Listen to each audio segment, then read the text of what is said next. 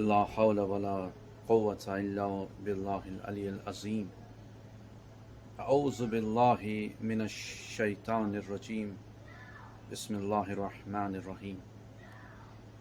عزیزان گرامی، جہاں جہاں تک میری آواز پہنچ رہی ہے، آج میں آپ کے سامنے موجود ہوا ہوں۔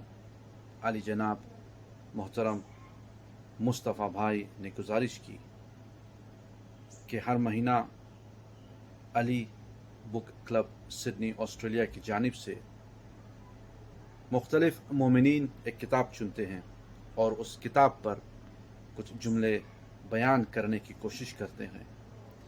آج 2 جنوری 2022 سرزمین سڈنی آسٹریلیا میں محمد کوشش کر رہا ہوں کہ میں بھی جو کتاب ہے 1000 فضائل مولائے کائنات کے، اس پر 2-4 جملے بیان کروں۔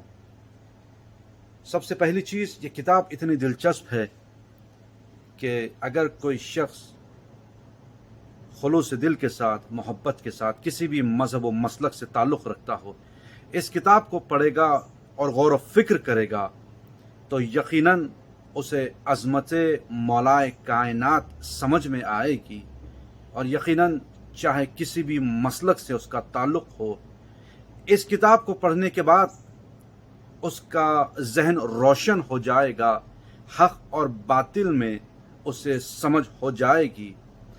میں یوں سمجھتا ہوں یہ جو کتاب ہے 1000 فضائل مولائے کائنات کی، یوں تو اس کا لقب ہونا چاہیے تھا کہ بے شمار فضائل مولائے کائنات کے، مگر ہم جیسے طالب علموں کو سمجھنے کے لیے اس کتاب کا یہ نام رکھا گیا ہے، ورنہ یوں تو مولائے کائنات کے لیے حبیب خدا نے کہا تھا، یا علی، یا آپ کو میں جانتا ہوں یا خدا جانتا ہے۔ ارے آپ کی عظمت تو ابھی حقیقتاً ظاہر ہی نہیں ہوئی، بلکہ یوں کہوں گا کہ جس کے گھر کی کنیز اور جس کے گھر کے غلام کی عظمت آج تک دنیا کو سمجھ میں نہیں آئی، اس ہستی کی عظمت اور فضیلت کو کون بیان کر سکتا ہے؟ اس کتاب کو کمپائل کیا ہے علی رضا صابری یزدی صاحب نے، اور یہ کتاب اردو اور انگلش میں بھی موجود ہے، اور اس کتاب کا جو ٹرانسلیشن کیا ہے وہ AK احمد صاحب نے، جو سرزمین حیدرآباد سے ان کا تعلق ہے۔ جب وہ خم گئے تھے مولا رضا کی زیارت کے لیے، دیکھیے جب آپ خلوص دل کے ساتھ، محبت کے ساتھ، نیک نیتی کے ساتھ خدا یا امام کے لیے کچھ کرتے ہیں، پھر وہ آپ کو کیسا نوازتے ہیں۔ وہ زیارت کرنے کے بعد انصارین پبلیکیشنز گئے تھے وہاں پر ان کا شکریہ ادا کرنے کے لیے، کیونکہ انہوں نے ان کی کتاب کربلا کو پرنٹ کیا تھا۔ جب وہاں پر گئے تو انصارین پبلیکیشن سے ملاقات ہوئی، اور ایک چیز کہوں کہ یہ جو قم میں انصارین پبلیکیشنز ہے، یہ کون ہے؟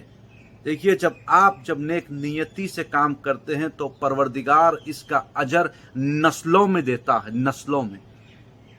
یہ انصارین پبلیکیشنز کی نسل چل رہی ہے جابر ابن عبداللہ انصاری سے، جو مولائے کائنات کے ساتھ بھی وقت گزار چکے ہیں، صحابی تھے، حبیب خدا کے ساتھ بھی وقت گزار چکے ہیں، مولا حسن کے ساتھ، مولا حسین کے ساتھ، چوتھے امام کے ساتھ، مولا حسین کے ساتھ، اور یہاں تک 5ویں امام کے دور تک موجود تھے، ان سے محبت کرتے تھے، مودت رکھتے تھے، اور یہی جابر ابن عبداللہ انصاری ہے جو مولا حسین کے سب سے پہلے قبر کے مزار کے زائر بھی ہیں۔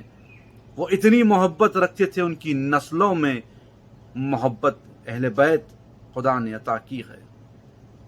اور یہ کتاب آپ کو انگلش میں بھی مل جائے گی، اردو میں بھی ہے، اور ساتھ ساتھ عربی میں بھی آپ کو مل جائے گا۔ دیکھیے ایک طالب علم ہونے کی حیثیت سے اور مصطفیٰ بھائی کی گزارش پر یہ جملے بیان کر رہا ہوں، نہ تو میں کوئی عالم ہوں، نہ کوئی بہت بڑا خطیب۔ یہ کتاب جب آپ پڑھیں گے تو بخدا مولائے کائنات کی زندگی کے مختلف گوشے اس میں موجود ہے، ان کی ولادت سے لے کر ان کی وصیت تک اس میں موجود ہے۔ اس کتاب میں آپ کو مل جائے گا کہ جو معجزات ہے، جس وقت مولائے کائنات اس دنیا میں آ رہے تھے، اس کتاب میں آپ کو مولا کائنات کے علم کے بارے میں ملے گا.